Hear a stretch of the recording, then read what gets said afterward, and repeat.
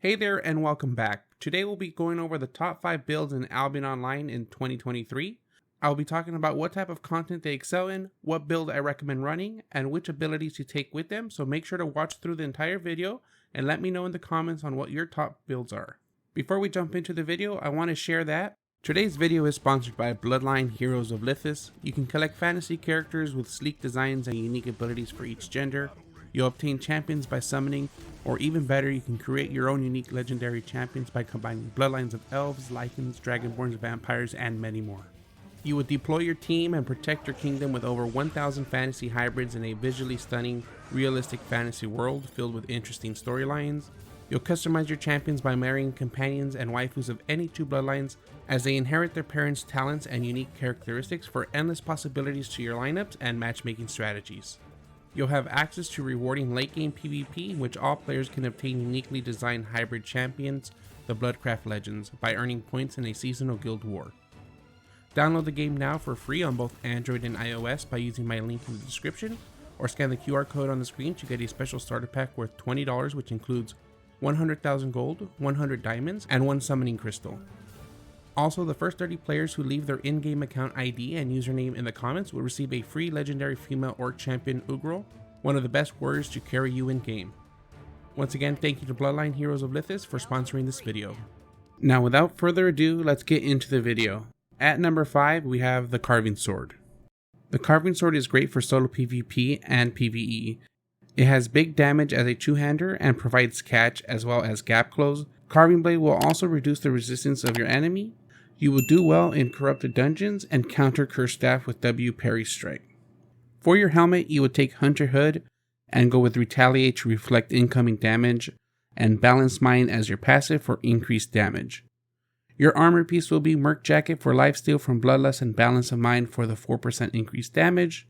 On your Carving Sword, you will go with Heroic Strike for your Q, take Splitting Slash for your W for extra damage and crowd control.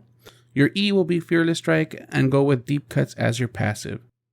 Your boots will be Soldier Boots for rejuvenating sprint and toughness. I do recommend taking Thetford Cape for the extra burst damage on your opening. At number 4, we have Deathgivers. Deathgivers is the king of the mist and it is very strong in world PvP.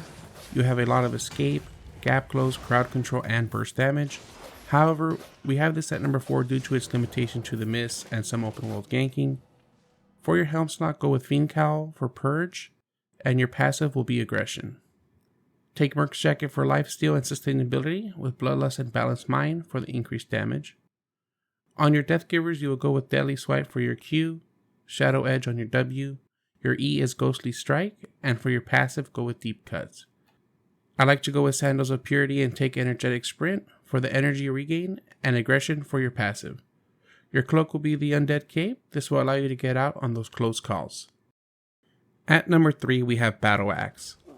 BattleAxe is one of the strongest builds out there. You can exceed in PvP and PvE. With the BattleAxe build, you can expect to 1v1 almost anyone.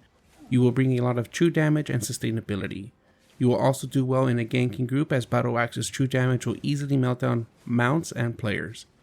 The great thing about the BattleAxe is that you can transition easily into a PvE environment and easily solo high level dungeons, tier 5 group dungeons, and tier 5 static dungeons.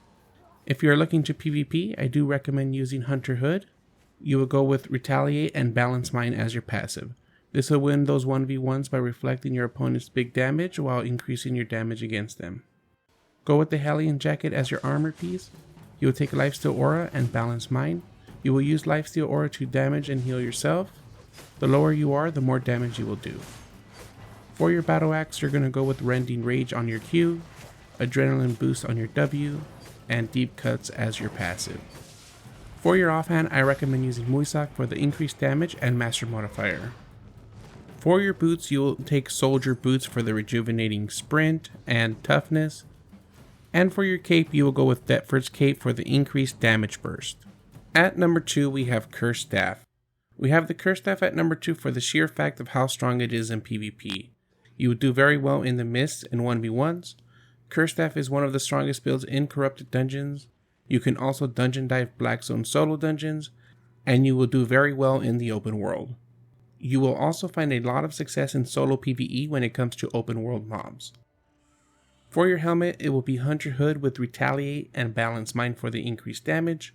For your armor, take Cleric's Robe for Everlasting Spirit. Not only will this provide you with a shield, it will also increase your damage by 20%. If you time this with your bomb, you will do massive damage and nearly one-shot your enemies. Make sure to take Aggression for the 8% increased damage. On your Curse Staff, you will go with Vile Curse in 1v1 scenarios, Desecrate to root your enemies, and Bane as your passive. I like to take Astral Aegis as an offhand shield. It will give you the most defense versus other players in comparison to the other shields. You can also go with the Mist Collar for a cooldown modifier.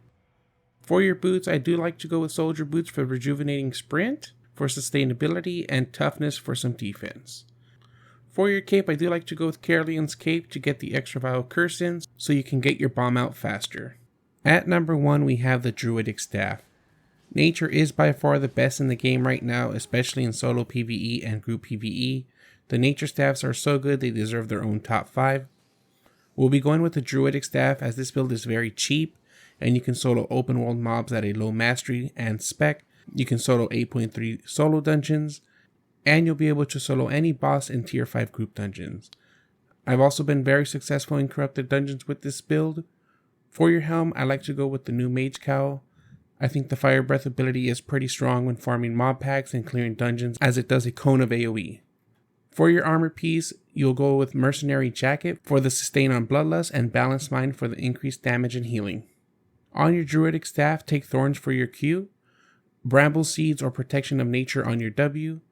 Your E will be Spiritual Seed, and for your passive, take Energetic for the increased energy. Your boots will be Soldier Boots for Rejuvenating Sprint and Toughness. I do like to take Theftward's Cape as it allows me to round up more mobs and do more AoE damage. These are my top 5 builds for 2023 as of now. Let me know in the comments what your favorite build is and why.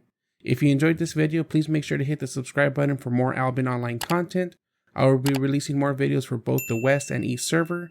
Take care, and I'll see you soon.